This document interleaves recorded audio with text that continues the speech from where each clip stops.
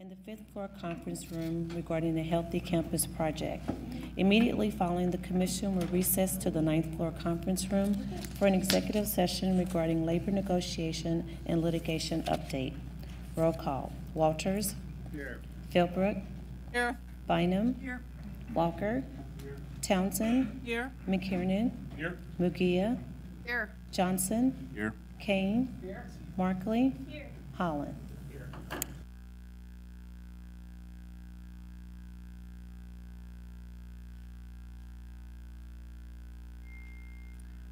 All right, we have a Healthy Campus project update. I'm going to turn it over to Doug Bach and to his team for presentation. It's kind of a long presentation. There's going to be a lot of detail in it. We've been working on this obviously for a long time, working on a grocery store and a new community center, the largest investment in downtown in generations. So we're coming to a point where we're ready to take action tonight at 7. The presentation will be lengthy, so it's here at the 5 o'clock session, because it looks like we have a pretty long planning and zoning set meeting as well. So by dividing the two up, I think it'll make a better use of our time. And then after this presentation, we will have a motion to go into executive session. So, Mr. Bach? Thank you, Mayor, Commission. As the Mayor said, we're here to talk about the Healthy Campus project, which is the combination between a new community center and a grocery store project.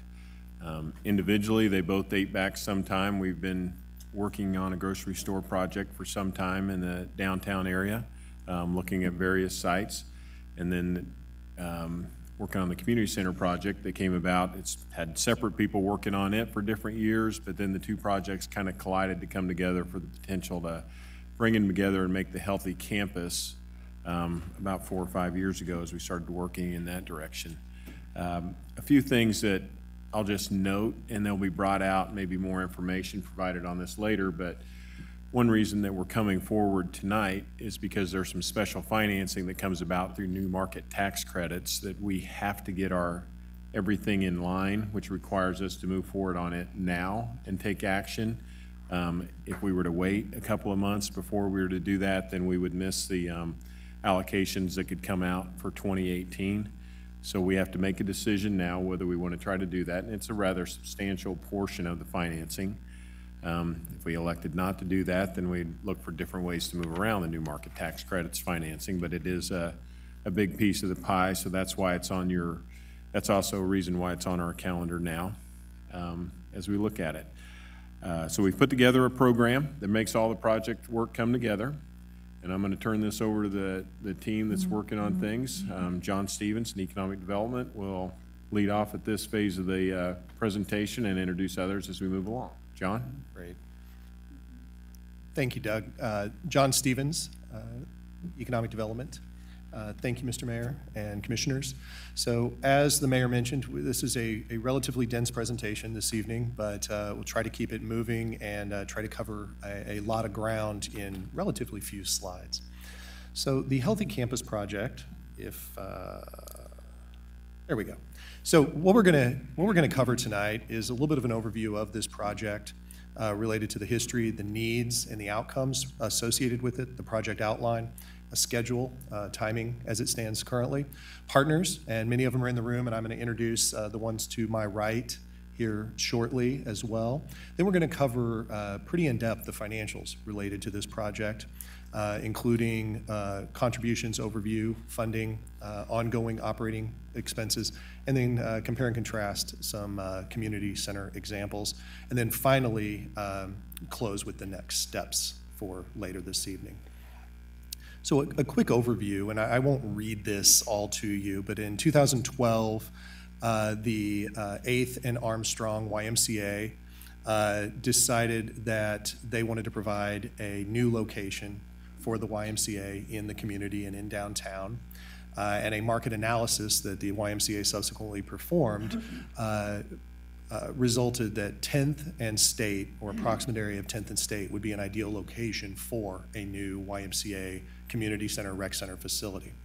Then the next year in 2013, the Healthy Campus Initiative was launched with the idea of bringing the amenities together to create something greater, to have a broader impact within the community, to fill a need downtown and throughout the neighborhoods to the north and the neighborhoods to the south, And the idea was established to create a healthy campus that would guide redevelopment of this area, and it would start with a community conversation regarding health and apply to the specific physical opportunity. At that point, grocery, food, access food deserts were discussed in relation to this specific site. And in 2014, a feasibility study was conducted related to that. And once again, 10th and State, or the general vicinity of 10th and State, was identified as an ideal location for a future grocery store within the downtown area. Then in 2015, Bill Crandall, Peter Ho, the gentleman to my right with CVC Real Estate, were hired to consult and manage project planning related to this Healthy Campus project. At that point, grocers, potential grocers, that would be the full-service grocery store operators were approached, other tenants were approached, other operators were approached, and then the YMCA began developing their project plan and began looking at the private sources of funding related to building a YMCA facility at this site. In 2017, general project plan with the YMCA was completed. Grocery store operator was solicited, and then financing structure was completed, and the land acquisition plan was made. So all of these pieces were coming together as we went through the summer and fall and into tonight. And then the new market tax credit applications, that discussion came into the equation. We really started looking at that as a source of funding for this project. And then where we go from here is we anticipate 2018, we would put financing in place if we were to move forward. New market tax credits, as Mr. Bach mentioned, would be solicited. The CDs would apply those. We would close those. We would complete the project plan and begin construction with a late 2019 anticipated opening of the YMCA and grocery store and the associated block project. So the need, and I'm not going to go into a lot of detail on this, but I do think it's important that we kind of reset the need for the public concerning healthy lifestyles, healthy outcomes for our citizens. So this is part of the Wyandotte Community Health Assessment. And really, this is an ongoing. There have been some. There's the green, yellow, and red assessments year over year. Many of them are yellow, which means that they've stayed static or not growing. But we are still, even though we've made great progress, more adults are obese in Kansas City, Kansas, than in other communities, unfortunately. The diabetes rates are very high in the community. Tobacco use is higher than in other communities. And in special circumstances, such as among pregnant women, they're exceptionally high over comparative communities. Many child health indicators, including infant mortality and others, need to be improved. Perceived mental and physical health status, citizens state that the perception is that it's worse than in other communities.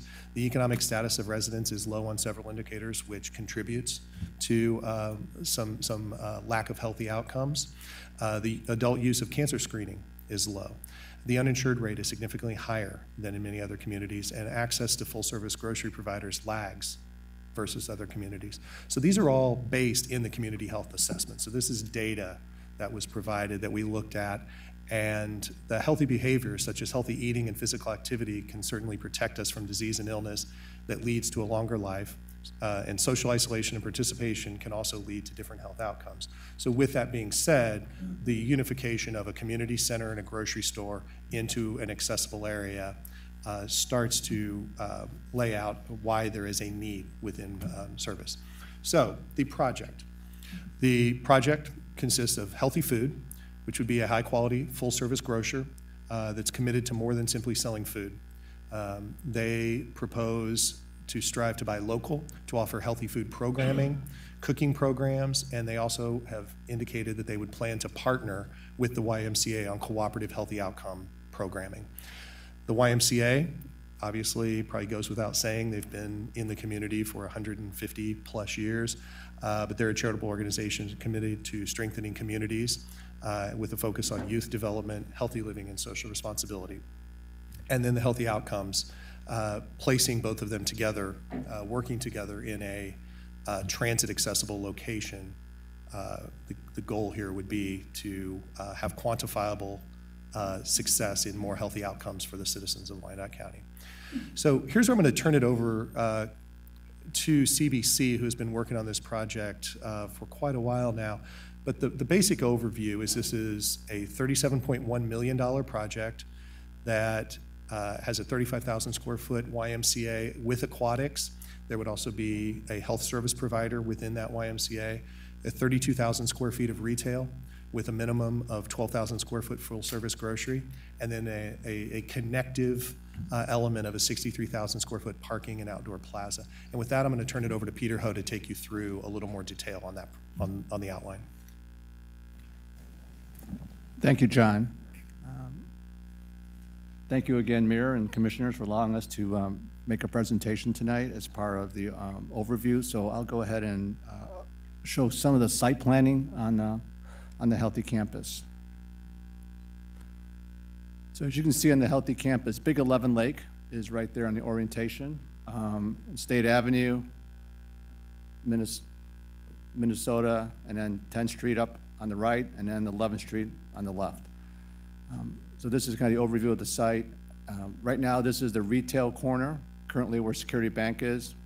Our parking plaza that John mentioned, connecting the community center over here. This is the parking plaza, and then this green, blue, and orange is kind of a pending combined sewer overflow project. So this is what we have defined as block number 1.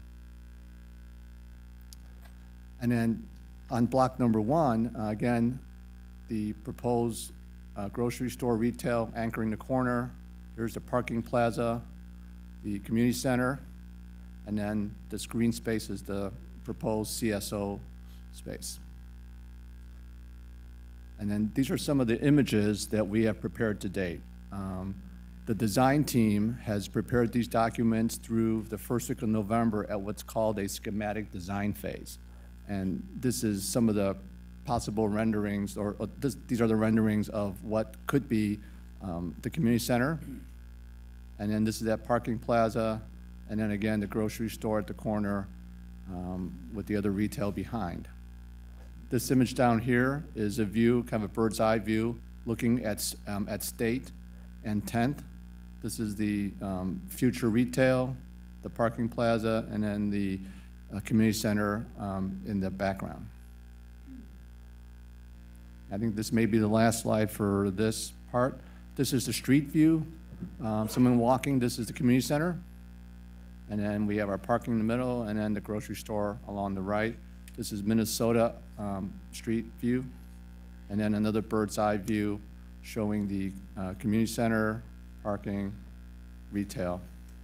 A different bird's eye view from 10th and Minnesota, grocery, retail component, plaza, and then the community center. And then as John has indicated, the project components, the YMCA community center, healthcare partner, full service grocery store, and then the possible additional retailers is how we had envisioned the site to have, besides just a grocery store, there's potential for future retailers, whether that could be restaurants or other service type tenants. And then we have our parking facility and outdoor plaza.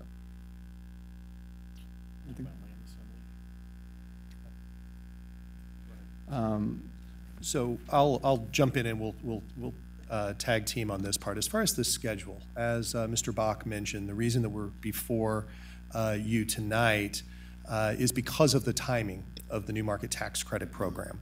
And happy to answer any questions concerning the New Market Tax Credit Program, but it is a federal tax credit program through community development entities that are allocated tax credits that then they award to worthwhile projects that meet certain needs, specifically in low-income communities and communities that are distressed.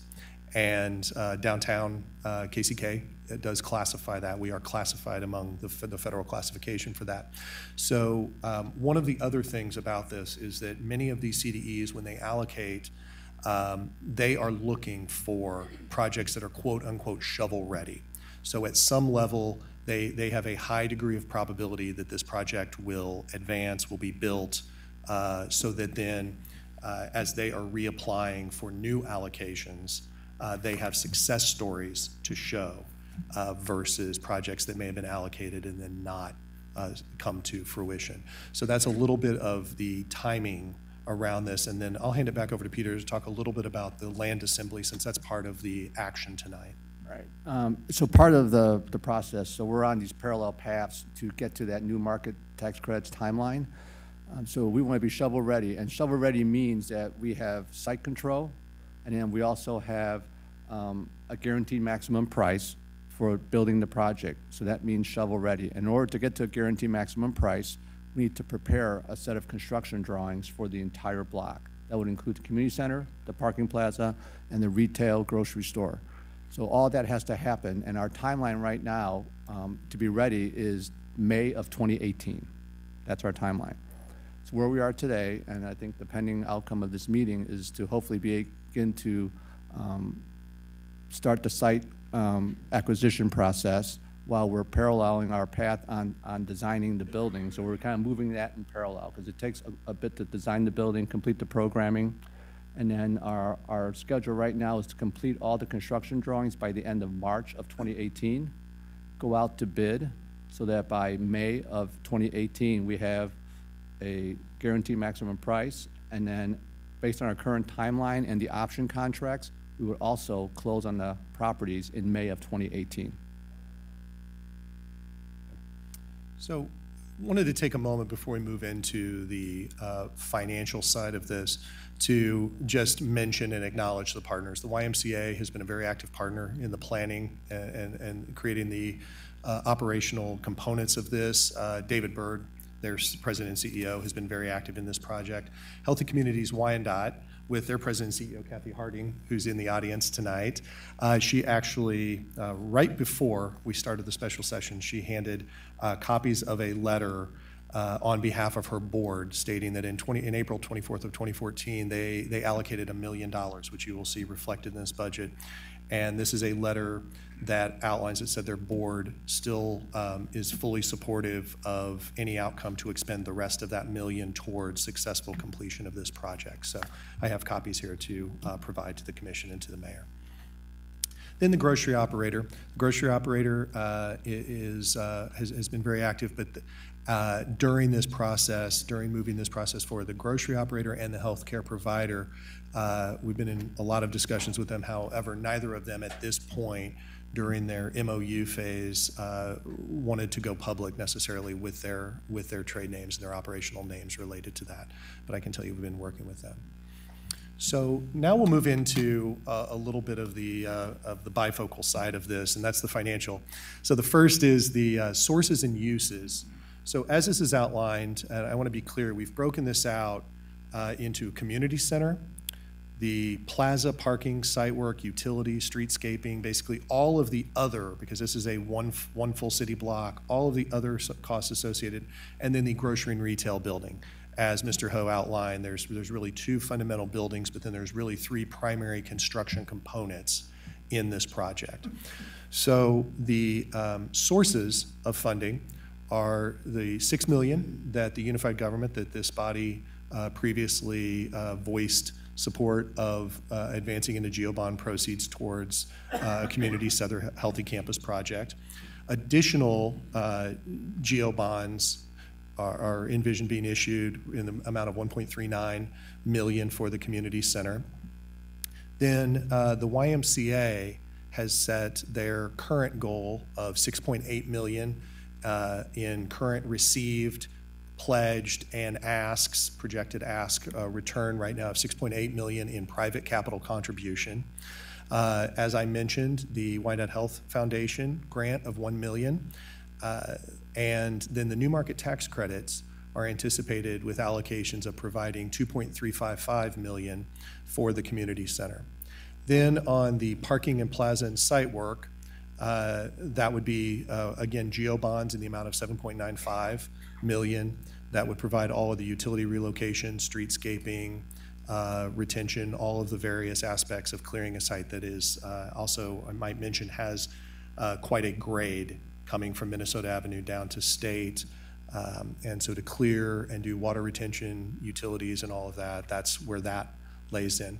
Then in the grocery and retail side, This would again be the remainder of the new market tax credit allocation would be divided into that component, and then through a TIF sales tax and a CID on the site, that would generate the remainder of the $11.6 million for the grocery and associated retail components. The uses, as outlined here, would be land acquisition, and those are broken out, but generally it's $3.5 million. That includes acquiring, gaining full control of the block and all the associated work associated with that. Then the construction costs of 12.3, base construction costs for the YMCA, 6.3 for the garage, because in being clear, when people pull into the grocery store and retail off of Minnesota Avenue, they would pull in as if it's a surface parking lot. But if they come into the community center off of State, they would pull in as if it's at grade, but then there would be some that would be covered because there would be a slight stacking of parking on the plaza for the lower level. So that would be the construction costs there. Then $4.3 million for the retail component. Then we have the rest of the costs: professional services, FF&E, fixtures and finish, contingency budgets, and then the thing that I must mention with new market tax credits, while it's a great vehicle, it is there are quite a bit of financing costs associated with that, so those are reflected here. And then we've allocated $750,000 in startup costs for the new YMCA to get operating at the site. So we'll move on to the bond issuance, and I certainly, if Kathleen, our CFO, would weigh in, but I will just cover it in the base here, is that the bond issuance, we anticipate March, April closing dates, and you see the par value of $6 million, the $1.3 million for the additional, and then the $7.9 that's currently stated for the utilities and parking and streetscaping. Here is the debt service, annualized debt service of 1.113, and then for a total of 15.34 would be the UG bond issuance commitment within the average annual debt service. So that's one piece, and then just wanted to show a few other things here related to the way that the YMCA would work with their contributions, pledges versus committed and paid versus cash on hand. So we anticipate having some level of a temporary note for a period of time to cover those donations until all of those annualized multi-year donations and various things come in, so that we can have everything ready to go on time and on schedule without having to wait for private contributions to come in. So that's 6.825, and then we're just showing you the TIF and CID, but those are standard TIF and CID rates. Then we've taken a little bit of an overview because of the YMCA. The YMCA serves, they strive to serve all, and so they price their membership and their programming differently based on need and based on income. So based on that, we anticipate having some coverage. They will cover, they've stated that they would cover what they can through private donations, grants, and other things of subsidizing users who would be in need and could not pay the full membership value.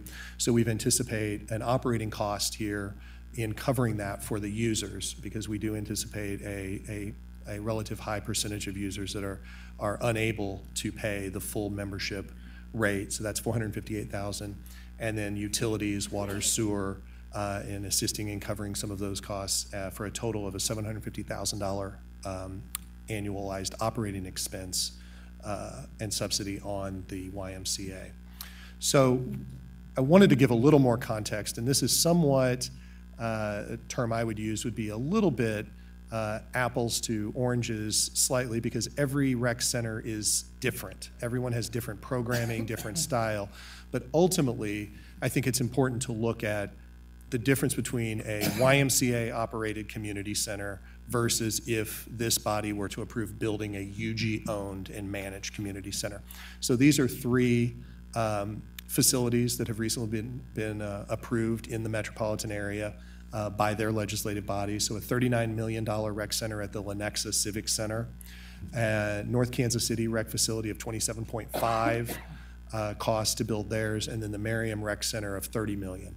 Those are, as I say, they all have different programming, different components, but generally those are fitness and aquatics, and do not include grocery or any of this other retail or ancillary components.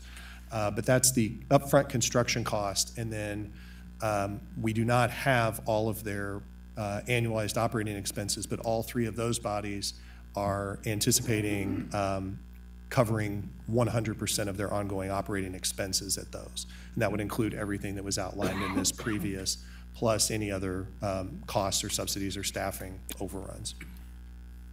So the next step related to later tonight at the full commission, this is a resolution authorizing the county administrator to exercise options, as Mr. Ho said, to necessary to build the Healthy Campus project and to enter into contracts.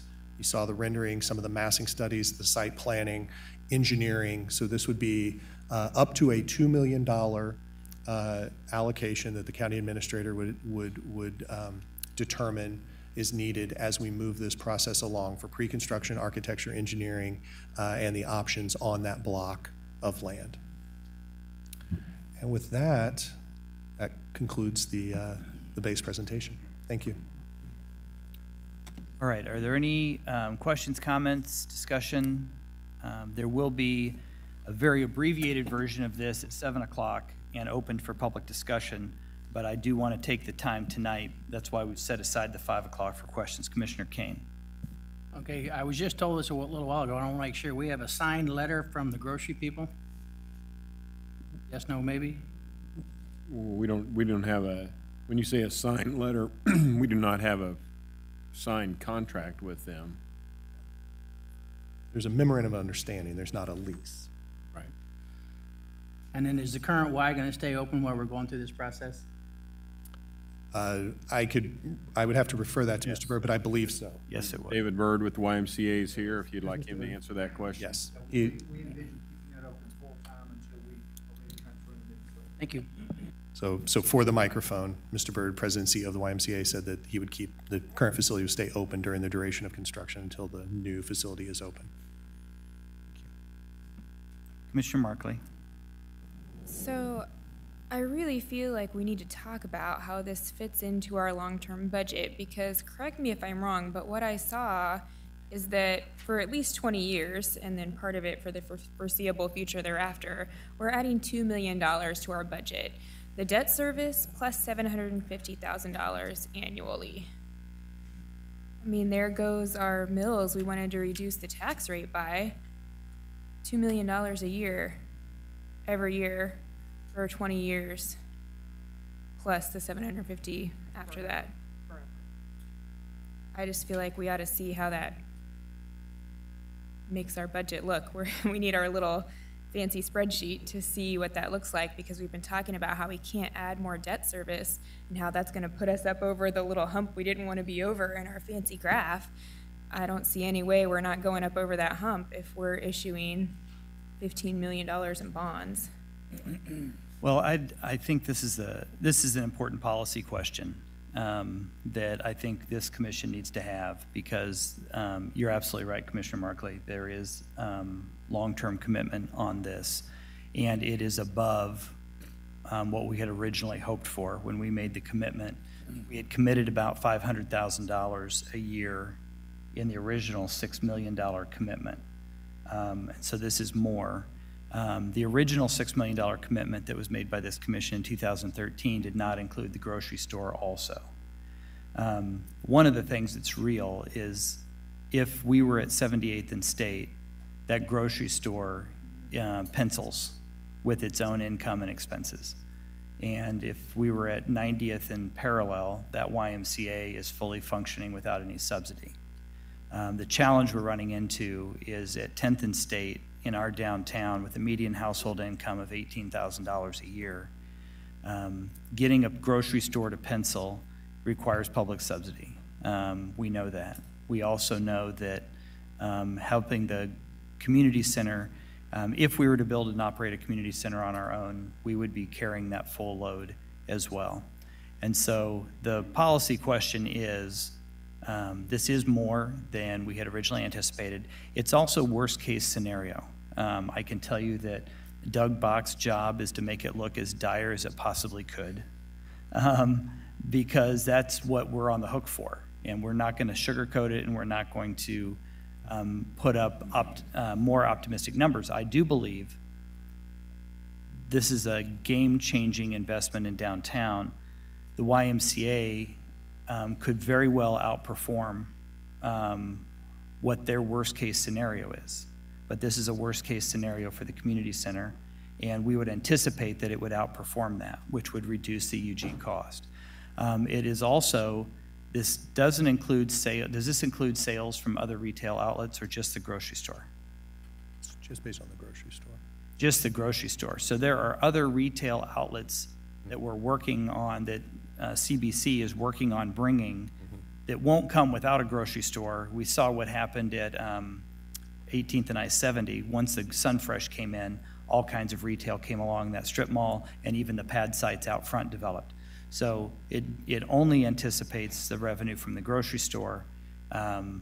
Is that accurate, or are you going to correct me? Well, the sales tax revenue that's projected as part of this budget includes any sales tax generated within that block. So that there is a retail component plus the grocery store. So, but perhaps you're talking about spillover retail activity in the other blocks. Well, I am thinking about this block specifically, but it is the worst case scenario that we need to be. The policy decision we're making tonight is, are we prepared to invest $2 million in the urban area on an annualized basis to bring the kind of amenities that could transform the downtown? But it is, I think that is part of our long-term strategy. But it is, we had committed to $500,000 4 years ago, 4.5 years ago, and it is more than that, but it's also a larger project that brings a grocery store as well. Commissioner Townsend? Thank you, Mayor. I just wanted to go back to some of the numbers that Commissioner Markley mentioned, and so I'm getting a better and clearer understanding. On page 8 of the handout, it's titled the financial operating costs. That's the screen. I guess that's number 16. The $750,000 represents what? Is that what our budget would have to come from our budget every year to support the? Yes, it would. And I will say, this is what we're looking at from when we look at the pro forma, the scholarships, probably on the high side to make that go through and to get the rates for the YMCA. So you hope the pro forma comes to show it down. But as the mayor said, I put it on here in the scenario that would probably come in at the higher case scenario for us. And then we've had conversations with the Board of Public Utilities about maybe some discounts or lowering or helping on the utility rates. This assumes the full cost, and that would be the community cost that comes into that, so they're all included here. So the answer to your question is yes. I have to project this is where we'd be as an annualized subsidy until things could be formed up in a different fashion. Okay, and then on the slide, I think this is what Commissioner Markley was referring to, the financials that showed bond issuance. Commissioner, help me out here. You mentioned, I thought, a $2 million number. Where was this? I can clarify, but. Okay, so the annual debt service is $1,113,000 plus the $750,000. We're going to pay essentially $2 million a year total to pay back the bonds and to pay the subsidy to the YMCA. Okay. It's about $1,863,000 is what. Okay. Moving. And so what part of that relates to the grocery store? Kathleen, can you break that out? So the grocery store is that third column here, right? See the grocery store and retail. Wait a minute, let me go back. Uses, and then the costs. That's 11.6 million total project costs, which 7 million of it is funded from the new markets tax credits, and then 2.15 million for TIF sales tax, and then 2.4 for CID sales tax Okay, I'm sorry. over the Trying 20 to years. I think I understand your question, Commissioner. Yeah, can we go through that again? I was trying to find. Well, I think you were asking from the previous slide, what part of our annual debt service obligation is attributed to the grocery store? Right, is any of it? So I was gonna get to that. If you go to the next page, you'll see that down below the subtotal line, you'll see that the two sales tax special obligation bonds, which are general fund backed, Show me a number so I can follow you. it's 139 and 146 million. Okay, and what are you telling me about those numbers? Those are the debt service on the special obligation bonds, and they're funded by sales tax revenue. How does that relate to the grocery store? Well, so the revenue, the sales tax revenue from the taxable sales of the grocery store and the retail facilities would generate a sufficient amount to make that debt service payment.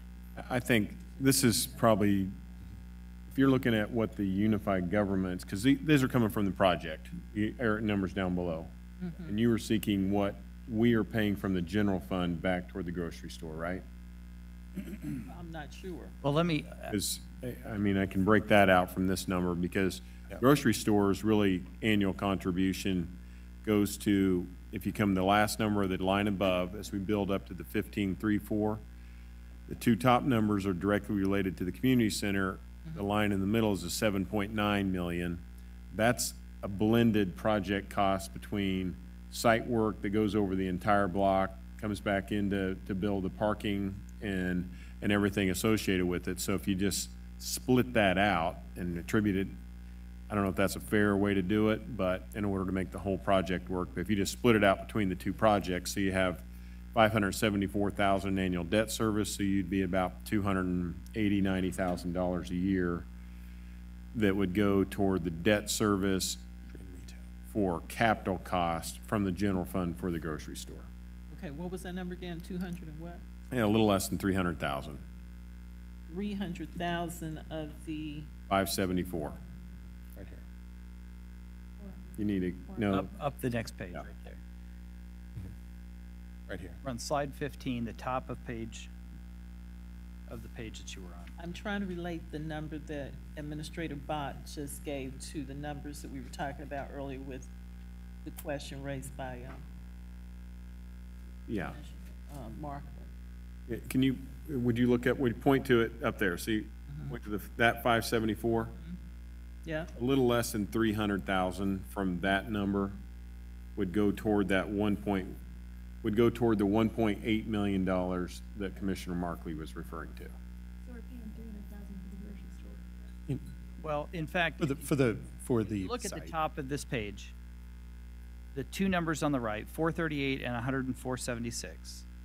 Those top two numbers on the right-hand column are directly for the community center. It's about $500,000 a year, a little more than $500,000 a year for the community center.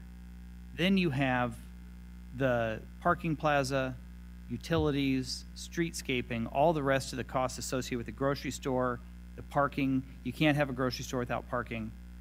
Hard to have a community center without parking. So that $574,000, the other half of that, of the $1.1 million in bond, half is directly for the community center. The other half is for the grocery store and the parking. And so it's, as a whole project, it's 1.1. But the community center itself, while it has gone up in cost, the obligation from the UG has not gone up significantly. But it's the rest of the project that rounds out the other half of it. So half is for the community center, the other half is for the grocery store and the supporting infrastructure. Does that make sense, Commissioner?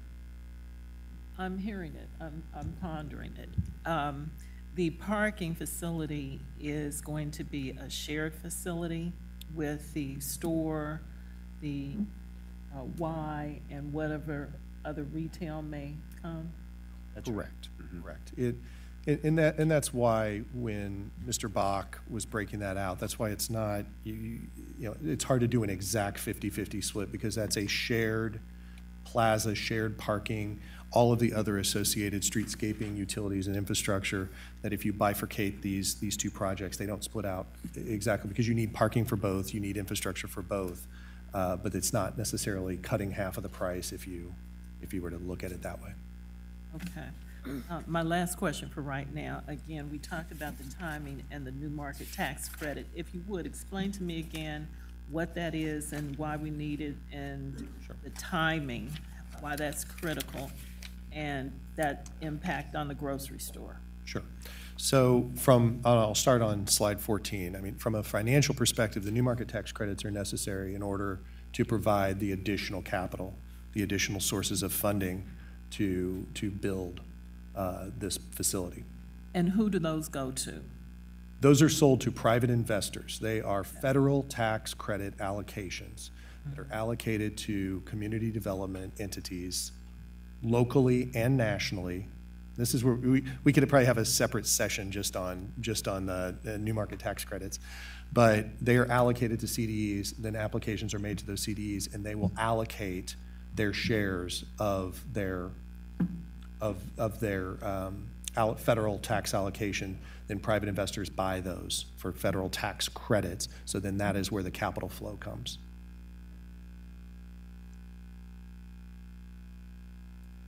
This doesn't go through, the allocations are not unified government. It's not, that's where sometimes there's confusion. This is not a unified government tax event. It's a federal tax event.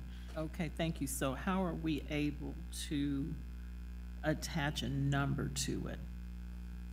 What allows us then, since this is not something that we are doing, to attach a specific number to it? So I can answer that. There's a complicated and convoluted process for applying for new markets tax credits that are based on the total size of the project. So because we have a $37 million project, we can apply for X number of dollars of allocation through the federal program. The federal program gives allocations to third parties, community development groups across the country. Those community development groups then pick projects that they want to put their allocation towards.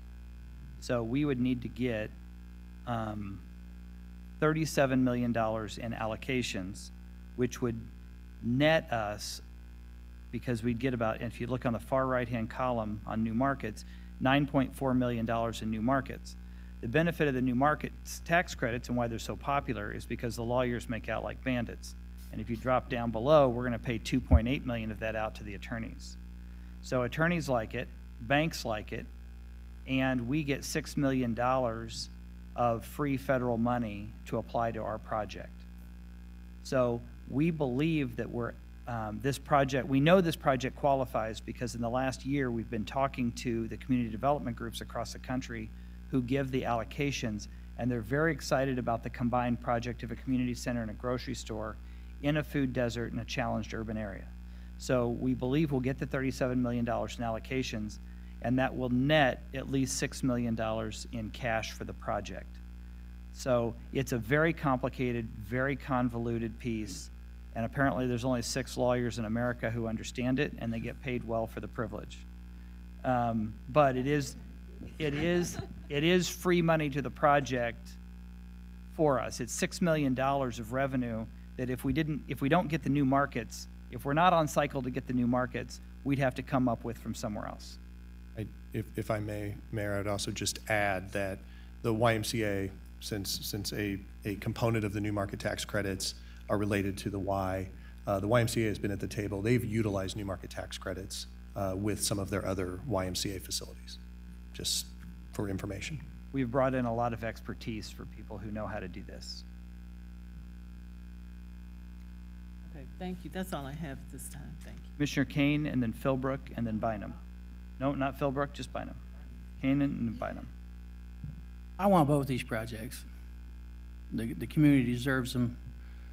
My fear is if we don't have something in writing from a grocery store, what do we do when we're out there and we're breaking ground and we're doing all this, and then they come up and say, no? Where are we at then?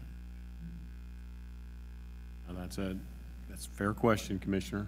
I mean, and it's been a due diligence process we've been through on a couple of different operators for a while. This one has gone further with us, have gone to the point that they believe the site will work. They've sized their grocery store up to what they think would work on the site. But we still have that level of risk with them, that we don't have a development agreement to put out here with you tonight and say, this is what we'll give them for sure, and this is how it'll work. So that is still a point that's at risk in this project. I can answer this as well. I've been active in the recruiting process for the grocery stores. Very active, and CBC has been active. We've been working as a team to bring in a grocer.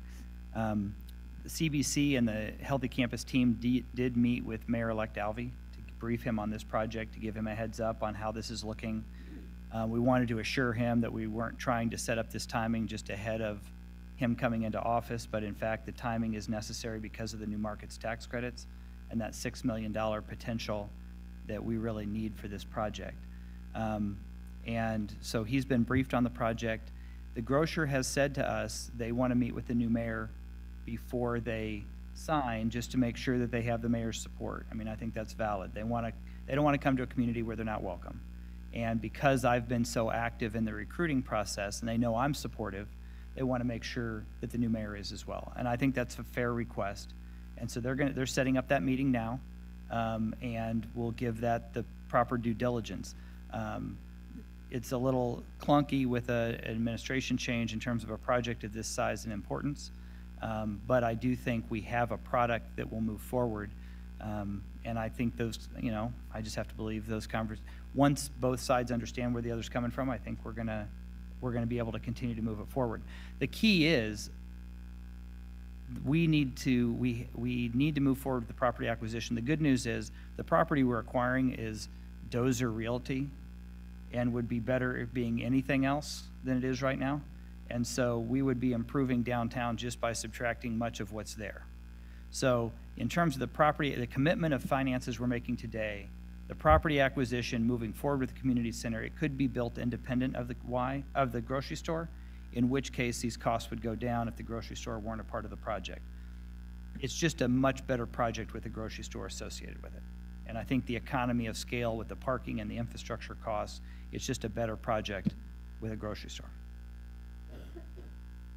Commissioner Walker. I want to be clear. Your microphone, please.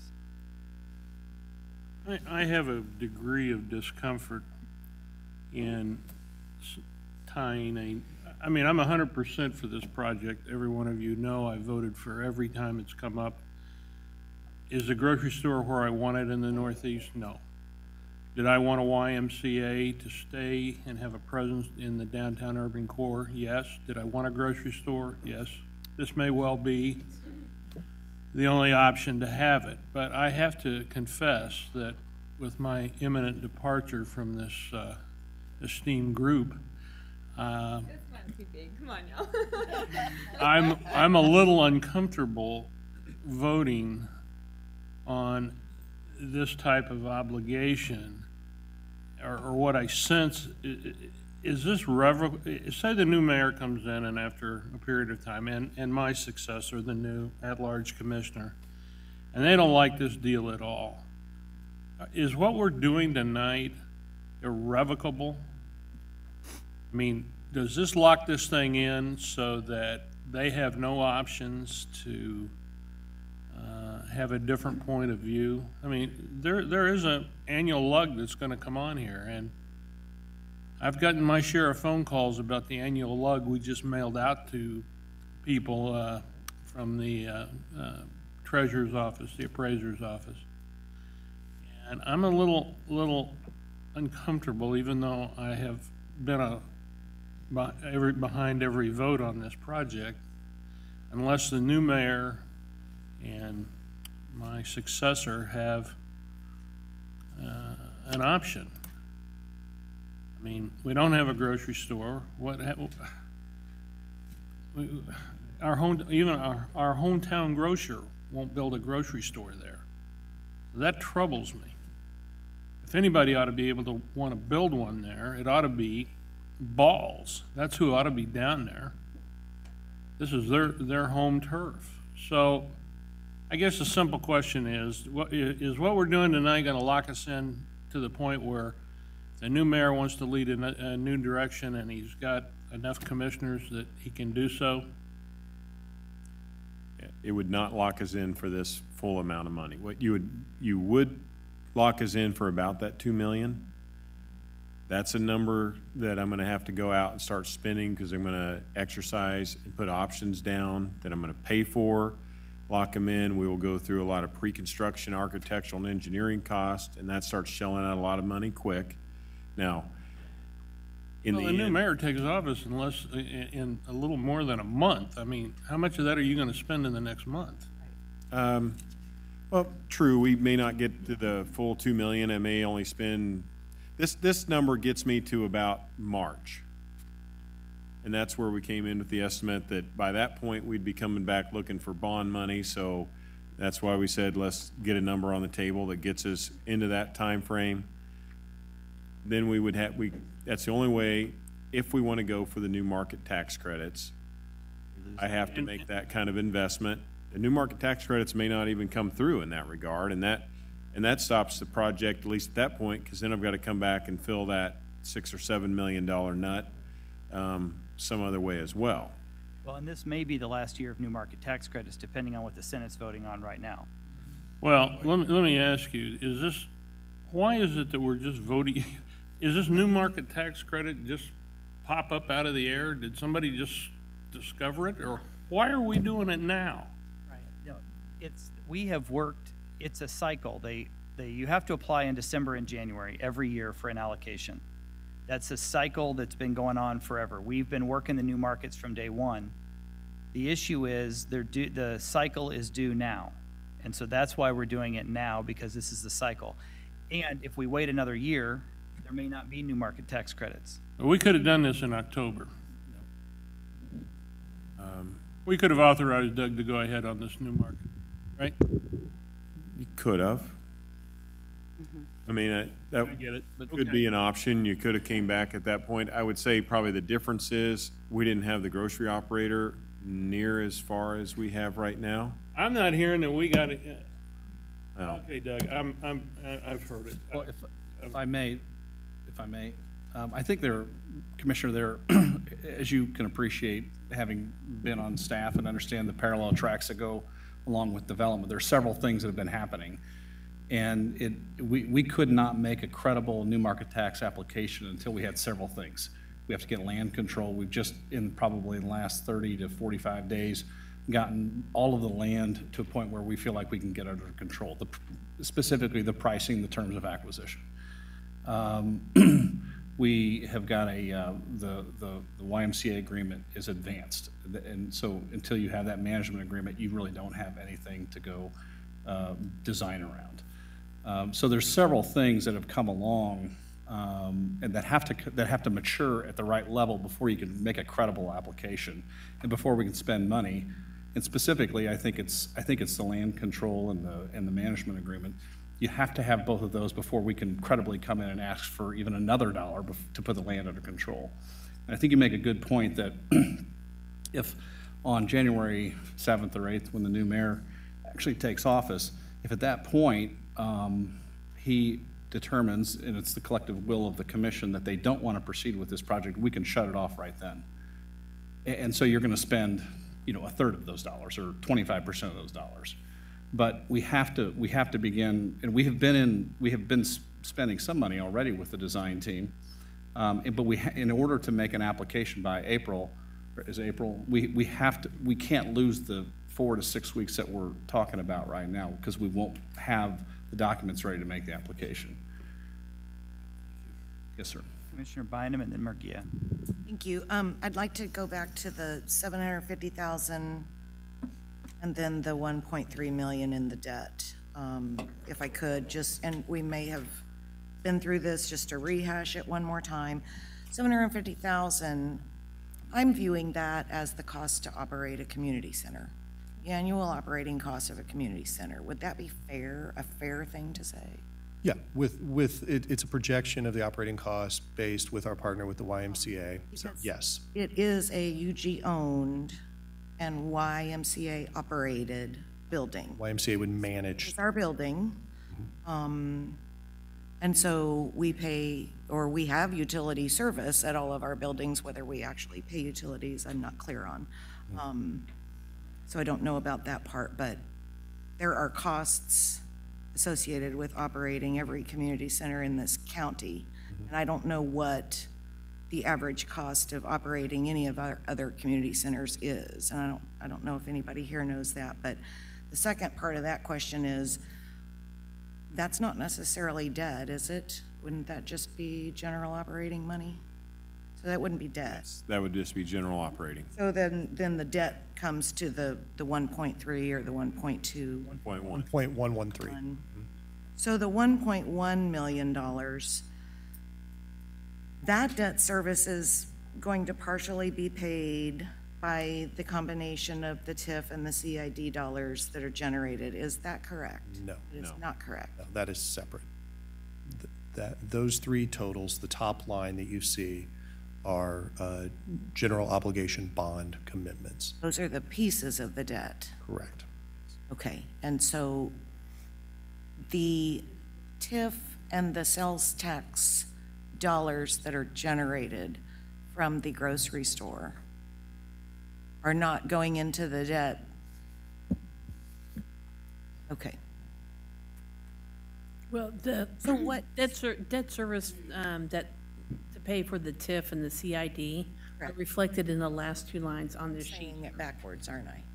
So the last two lines, sales tax revenue every year that we collect will pay for this 139,000 and the 146,000. And those two are reflected in a separate fund. It's an economic development fund.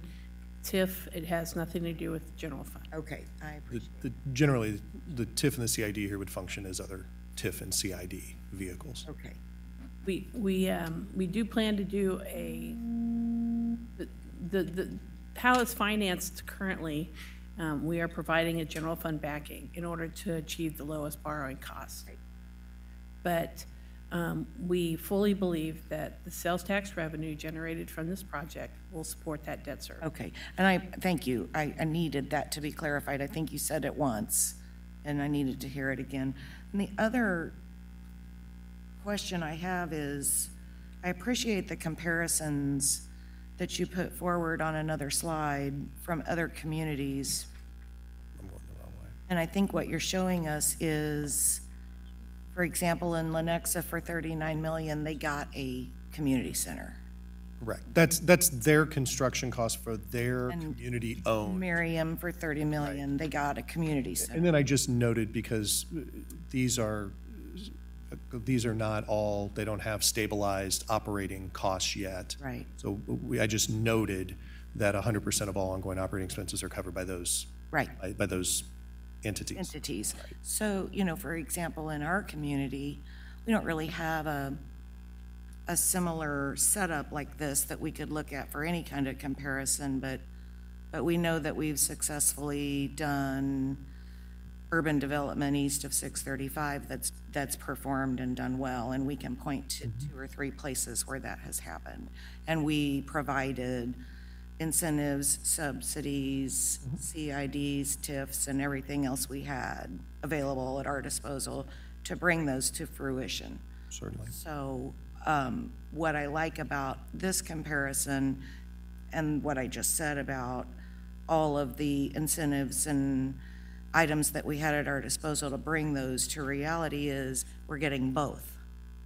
When we do this project, we're getting a new community center in a similar dollar amount as cities around us, and we're getting a much-needed grocery store for this area of town. So I'm saying all of this by way of coming around to say that I obviously support this project and the proposals that you're bringing us. I don't know, I don't really have any more questions. I think it's more of just commenting and making comparisons. We don't really have a local comparison we can make, but we can cobble together several comparisons and see that we're going to get as good as or better as what's been done in other places. Just my opinion. Commissioner Murguia. So everyone keeps saying tonight we have a grocery store. Do we have a grocery store? Well, from my side of it, until there is a lease signed, I would not say that we have a grocery store from a legal perspective. So we have a grocery store that has been engaged, and I would say, Do we have a grocery store? I mean, there's always this roundabout talking and this fancy talk and this fancy incentive language and all kinds of stuff. Either have a grocery store or not. I personally, as Commissioner of the 3rd District, have been intimately involved with building 2 of them. There's no way this commission would have voted for the incentives that they voted for those grocery stores if I had not had a signed legal document that said that grocery store was coming. And no question. So do you have a grocery store that when the unified government spends millions of dollars of taxpayer money to build a building for a grocery store, do you have a grocery store? Commissioner, we wouldn't build the building for the grocery store without an operator, because the operator helps design the building. That's my point. Do we have a grocery store? Here, let me try to answer. So I think it deserves a little bit of a history. We talked with the local major grocery operator here in Kansas City, Kansas, and I think because their motive is different. They're a for-profit operator, which is admirable, but they could never make the numbers work here in Kansas City, Kansas, and that was a 35,000 square foot store.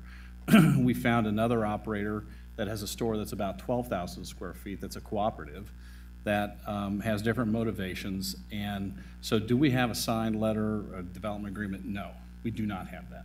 So that's a direct answer. So you don't have a grocery store? Well, you have someone that says they're interested. We have a lot more than that. Way past that. We have an entity that is now the 3rd person we've talked to, that is the right size, that is the right type of operator, that has taken their time to negotiate. While it's not signed, we've had advanced discussions about the rent costs, the sharing of infrastructure costs, the sharing of capital investment. They've taken it to their board. We've had 2 feasibility studies complete for their operation, and really subject to the continued support by this commission, they'll sign a letter of intent. And then once we get that, we'll go into the negotiation of a development agreement. So, if the answer to your question has to be a black and white, the answer is no. If you can allow me the latitude of saying that these are very mature discussions, as is the case with any retailer, and we're as far down the road with anybody that has been credible as we could possibly have been. So I'm just saying, I've been up here, I hear what you're saying, I'm just saying I've been up here a long time, and I've heard a lot of economic development deals, and while I've been on the commission, I haven't seen the commission move forward with acquiring property and building a project without tenants. Yeah. I have not seen that. Even at Village West, when the commission purchased the additional 400 acres, they purchased it after the Speedway was in place, and there was some logic around that. So we have some very interested grocery providers, but we have nothing that says, yes, if you build this building, you'll come. The only reason I ask is because I understand the vote tonight to say we want to spend taxpayer money to buy up land, to do a deal that we don't have a lockdown contract with the tenant of the building we're going to build. So, I mean, I understand what you're saying, but the reality is there currently is no deal with a grocer yet. Thank you. So I just wanted that to, and I wanted to be corrected if I was wrong, more importantly. And then according to the financials, it says that we're going to subsidize, I believe it's the community center run by the Y, to the tune of about $750,000 annually forever. Is that accurate? that is the projected, yes. That's the projected, so it could be more or it could be less. It could be more, it could be less. This is a very conservative estimate. Okay. I mean, in terms of it, this is the worst-case scenario, we believe. Okay, so it could be more or it could be less, we're not really sure. And that doesn't count the money that we currently, I assume we are not closing the JFK Community Center. Or, I'm sorry, yes, Beatrice LB Community Center. I assume we're not closing that, correct? At this point, the commission's given no direction to do so. And we have additional taxpayer money going into that building to subsidize it because we own it and we operate it. So we also are incurring costs on that building as well. There's operating expenses. Okay. And I have more questions, hold on.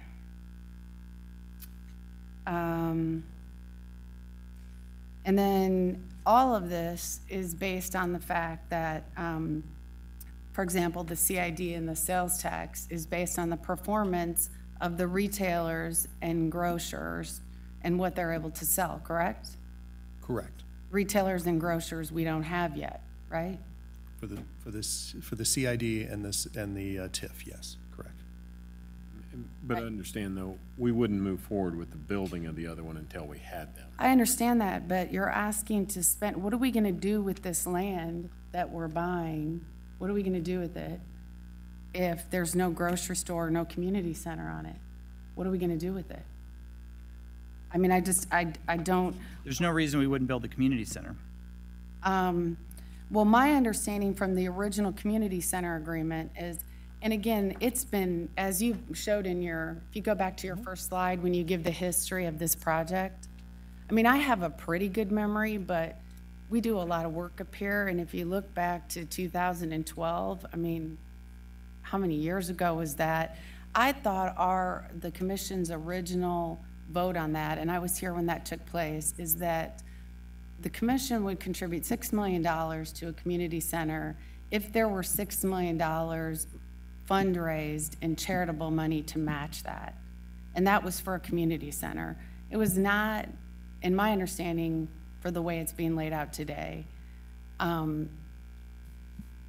not saying I'm opposed to that, I'm just saying that's not what the agreement was when the vote was first cast. So I've concerns about that, and there hasn't been up until today this level of detail provided to the commissioners about the campus. It's sort of been out there. I get asked questions all the time, and I really would just tell people I don't know. I do have a question in regard to new market tax credits, and I am familiar with them. Is the unified government applying for their own application of new market tax credits? Kathleen, you want to speak to it? Yeah, that's right. So you're not using, for example, there are entities within the region that have their own allocation of new market tax credits already? Your question, no, we will be using third parties. We will be, yeah, a CDE. It will not be a direct. And so what third party are you working with for this allocation? Well, we've been working with the YMCA and their CDE consultant. They received new markets on their Atchison project and on their Linwood project. So they have a lot of expertise in the new markets tax credits area for community Currently, centers. the YMCA has no allocation of tax credits. Correct. You have to apply to the agency, and we work with financial agencies that they've worked with before. Through the YMCA, we would vote to them, or we would apply to them, and that's where all this comes into mind. We have to have everything in line. That application goes into them. They have their allocations that come out that are awarded at the first of the year, and then they make award on those in about April to May of this next year. And how many times has the YMCA applied for new market tax credits? I am not aware of how many times. Twice? You've only made application twice. And how many times have you received new market tax credits? And have you received the full amount that you've asked for? Okay, that's good news.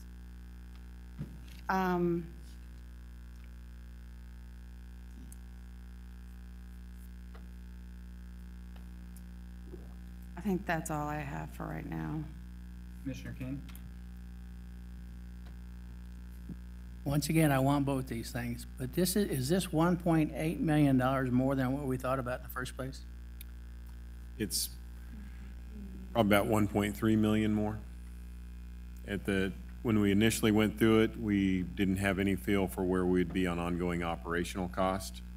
And then cost of the project over the time, and as we went through it, has come in higher than where we initially anticipated. We normally have 3-ons, and then we get a feel for what's going on, and then I bounce it off the folks that I represent. And then we come back, and if I got questions, I ask staff questions. What I'm uncomfortable with is seeing this tonight. Now we're gonna go downstairs at 7 o'clock and vote on something that we haven't had time to bounce around. And I think Al's right, you know, that this is gonna affect the 2 new people.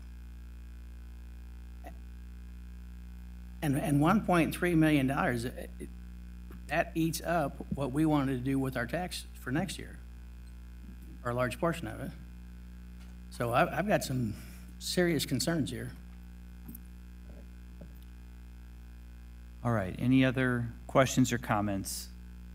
I do want to highlight, we do need an executive session tonight, but we can do that after our planning and zoning, if necessary. But I do want to, and we will have, anyway, so I just, heads up. So Commissioner Johnson. After you said that, I turned my light off. I just wanted to get some a little more clearer answer on what needs to be provided in order to apply for the new market tax credits. I heard we were progressing along. What documentation do they need to receive from us definitively that will help them to make a decision? I can start, and then if anyone else up here on this, on staff or consultant side, would want to ask. Traditionally, in what we've been told from multiple people and in discussions, what they need is there's obviously various definitions of shovel-ready, but they need a clear understanding that the land is, quote, under control, that it is ready to move, that there will not be extensive delays in land acquisition, any of that. They need to be prepared for land clearance, and they need to have enough confidence in the engineering, architecture, planning, square footage, all of those components. And then additionally, I would say, I think one of the most important pieces is the YMCA and their role within this, within a community center, of having a qualified operator with their charitable contribution commitment, with the Wyandotte Health Foundation commitment. That all comes together as far as the application in rating and scoring the application. And we have the commitment. I'm assuming we have something in place with regard to YMCA as the operator. It seems to me that the only thing that we don't have is the ability at this point to provide clear understanding on land clearance and control. I would say generally that's correct. I think we do need to advance the engineering, pre-engineering, and architecture, as well as exercise within the vote tonight the options on the land. Thank you. Commissioner McKiernan. Let me just make sure that I'm clear. Tonight, you're asking us to vote on $2 million for all this work in preparation for the new market tax credits. And what you're saying is that if things didn't look like they were going to play out, or if this commission were to decide differently, that we could make a decision on that after the first of the year, and there might be as little as $250,000 expended, which theoretically could come out of cash reserves, and it would not need to be bonded. Am I correct or incorrect? Well, and I just wanted to point out that, as John referred to earlier, Wyandotte Health Foundation provided us a grant of $1 million, of which we've spent some of that portion in there. So this $2 million we're talking about, the remainder that's left from the million and what we've spent so far, which is around $250,000. So there's about $750,000 left on that grant.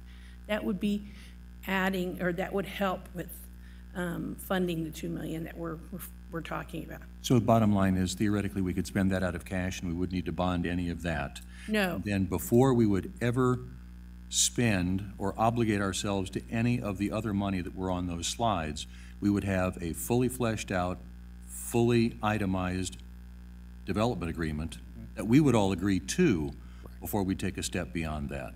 That's correct. The only action being requested tonight is to authorize the county administrator to spend up to $2 million for these options, for the options. Again, that $2 million does not have to be bonded, And depending on how deep it gets spent.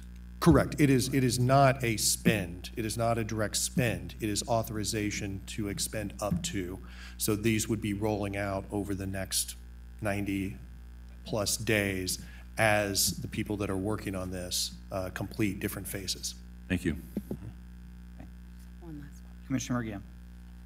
I just have one last question. On the new market tax credits and the land acquisition having control, does the new market tax credit specify that you have to own the property, or can you just have it under contract? It does not specify that you have to own the So property. we could just put this, we could not spend any money, and we could just put this land, direct staff to put the land under contract pending the approval of the new market tax credits. Yeah, but that would, we would have to have an option. We would have to have, That is really essentially what we're doing. right. This is not purchasing it tonight. We have to Authorizing. pay some money on those options for the property, and then we have to spend a fair amount of money going through the pre-construction drawings and designs. So that's a large portion of what we'd be expending over the coming So months. are the pre-construction drawings part of the new market tax credit requirement? Yes. Well, It has to hit that shovel-ready requirement. And the grant money that we've received won't cover those costs without our investment? No, we can use the grant money toward that, as to my understanding, but I believe we will exceed that as we're moving forward. Commissioner Kane, did you have something? Okay, now my light's on. So we can give Doug approval for $2 million, nothing more, and then we can reevaluate as we're in a position to know more. Yes. I got it. All right. I'm afraid to ask for any more questions because we have to get upstairs for an executive session. So I'm going to ask for a motion. Is there a motion out there? Mr. Mayor, I move that the commission go into executive session until 7 p.m. to discuss confidential matters relating to pending claims and litigation under the attorney-client privilege and matters regarding employer-employee negotiations as permitted under the Kansas Open Meetings Act, and that staff designated by the county administrator be present to participate in the discussion, and to reconvene in open session at 7 p.m. in the commission chamber located on the first floor. I would like to just clarify, you meant, when you say employee negotiations, you mean labor negotiations. Is that accurate for your motion? Is there a second? Second. All in favor, say aye. Aye. Thank you. We are adjourned upstairs, and we will convene at 7 o'clock downstairs for our full commission meeting, planning and zoning.